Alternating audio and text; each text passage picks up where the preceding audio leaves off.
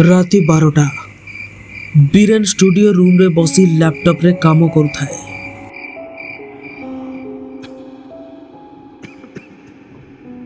हठात रोसई घरे धूम करी गोटे शब्द हला।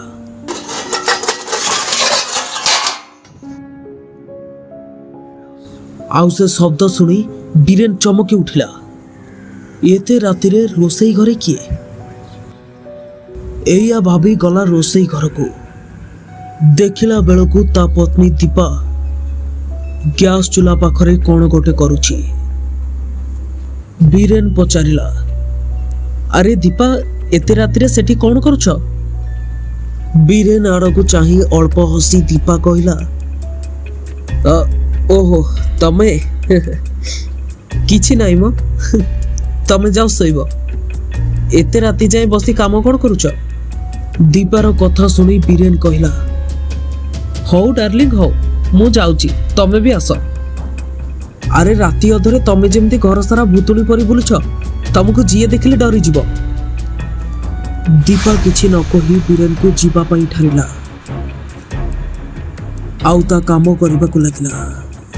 दीपार ठार देखी बीरेन सीढ़ी चढ़ी बेडरूम को चली आसला। आउ रूम को आसला परे देखिला रूम टा पूरा अंधार। बेडरूम रो झरकाटा दीपा भूल रे खोली रखी देछि बोधे। आउ सेई झरका बाटे अल्प जन्न हालुरे खट उपरे सोईथिबा दीपा स्पष्ट देखा जाउछि। आहा कि सुंदर देखा जाउछि दीपा, पूरा गोटे छोट पिलाटी परी। ठीक यही समय रे बीरेन मन को बास से कथाटी आसला। आउ हठात छातीटा तार धड़ करी उठिला।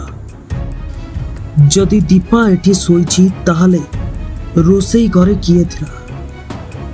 आउ बीरेन एक कथा भाबु भाबु पछरु दीपा आसी डाकिला, हेटी कौन हला?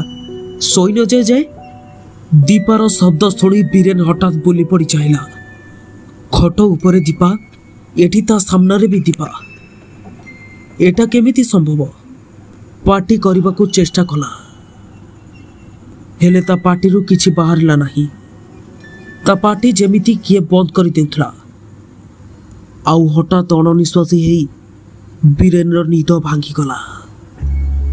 से निजको से स्टूडियो रूम रे आविष्कार कला। लैपटॉप स्क्रीन ऑन अछि। झाଳରେ ता देह पूरा बुड़ी जाइछि।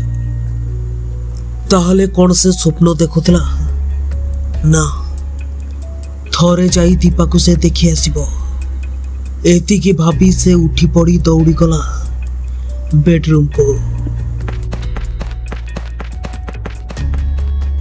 काई किछि नाही तो एई तो दीपा सोइछि। जन्न आलोरे केडे सुंदर दिसुछि ता मुहटा।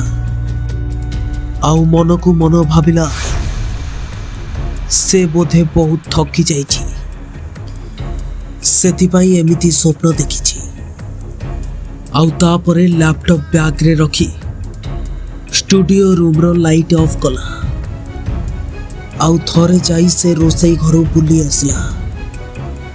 सब ठीक ठाक अछि निश्चिंत हेबा परे आसला सोइबाकू। आउ काली पुणी ऑफिस अछि। एई कथा भाबू भाबू केतेबेले ताकू निद होई जाइछि से जानिनी। हठात निद भितरे ताकू लागिला जेमिति किए ता तंटी माड़ी बसिछि। गं गं होई गला बीरेन।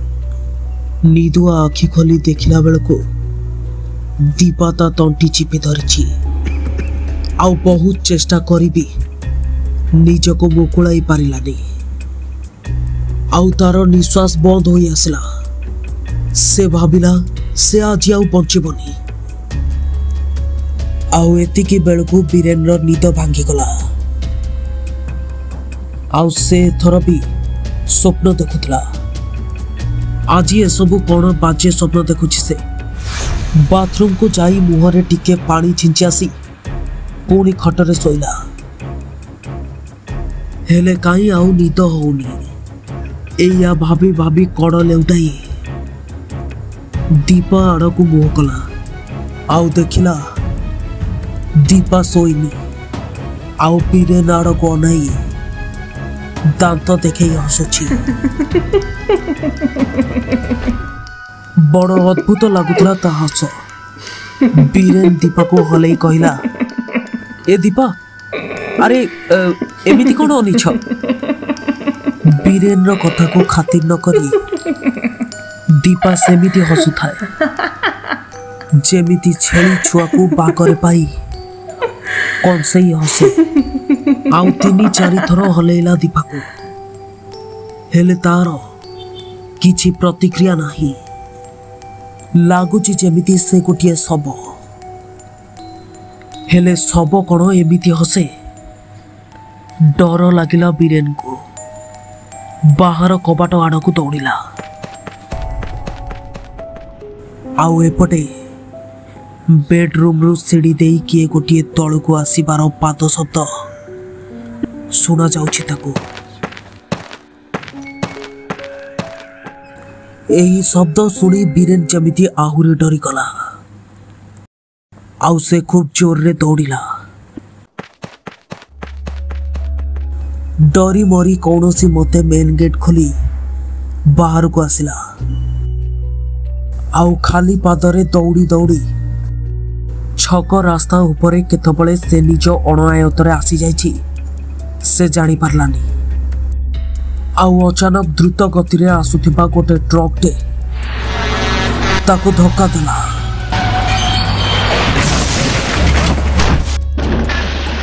की कष्ट। निद भांगी गला बीरेन। ओहो की भयंकर स्वप्न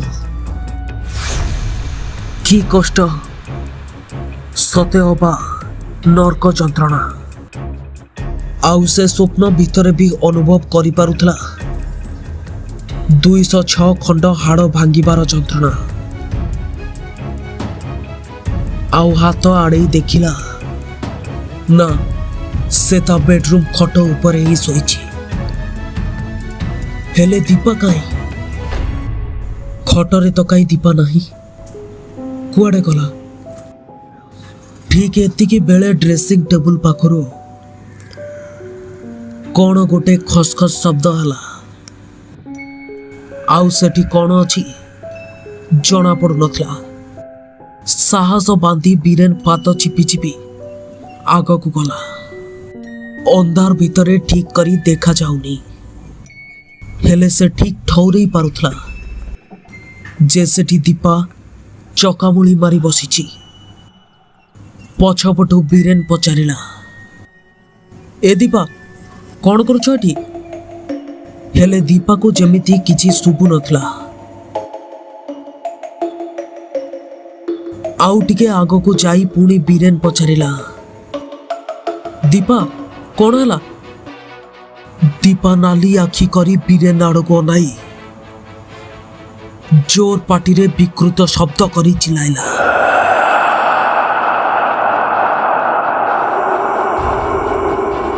आउ दीपा जेउ स्वर रे चिल्लाउथला सेईटा मनीष स्वर नथिला। अस्वाभाविक अशरीर परी स्वर थिला तार। आउ ता शब्द सुनी भୟରେ कला काठ पड़गला बीरेन। आउ दीपा आखि आड़ को से भୟରେ अनाई पारु नथिला। लागुथिला दीपा आखिरे जेमिति निया जळुछि। दीपार से शब्द सुनी बीरेन रो जेपरी कान फाटी जिवो से परी लागुथिला।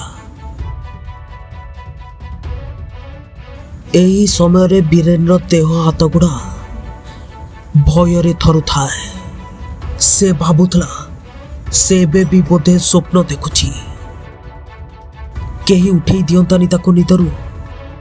आउ ठीक परदिन सकाळे खबर कागज पृष्ठारे बाहरिथिला वरिष्ठ प्रशासनिक अधिकारी श्रीजुक्त बीरेन राउतरायଙ୍କର ତାଙ୍କର ସିଡିଏ ସ୍ଥିତ बासभवन परलोक घटी।